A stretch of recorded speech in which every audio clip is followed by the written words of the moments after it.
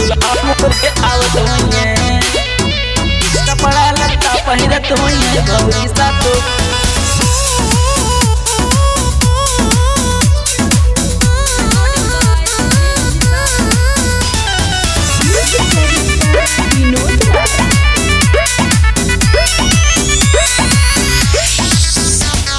नल के नीचे बैठ के वो अपना के खूब नौहावत हुई है, अपना के खूब नौहावत हुई है।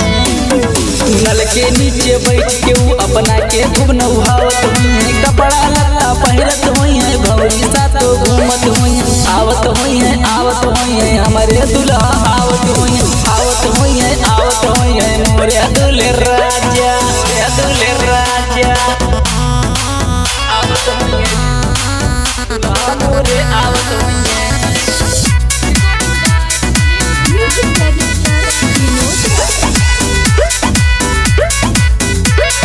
माथे मोर चढ़ाए हुई है, गाड़ी खूब सजाए हुई है, सेंट पेंट गमकाए हुई है मोरे दूल्हे राजा, दूल्हे राजा। डीजे बड़ा बंधाए हुई है, गाना खूब बजाए हुई है, कुआं कुआं सब बेबा के मोरे दूल्हे राजा आवत हुई है, आवत हुई है राजा हमारे आवत हुई है, आवत हुई है, आवत हुई है दुल्हा मोरे आवत हुई है, दुल्हा मोरे आवत हुई है,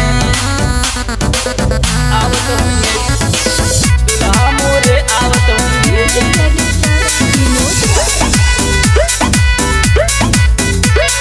लेके बारात आवत हुई है, गौवा तक पहुँचावत हुई है, हमारे राह निहारत हुई है मोरे दूल्हे राजा, मोरे दूल्हे राजा। द्वाराचार करावत हुई है, खाना सबका खवावत हुई है, मन ही मन सब चाहत हुई है, विशाल सिंह दीवाना आवत हुई है, आवत हुई है हमारे दुल्हा आवत हुई है, आवत हुई है, आवत हुई है राजा हमारे आवत हुई है, राजा हमारे आवत हुई है।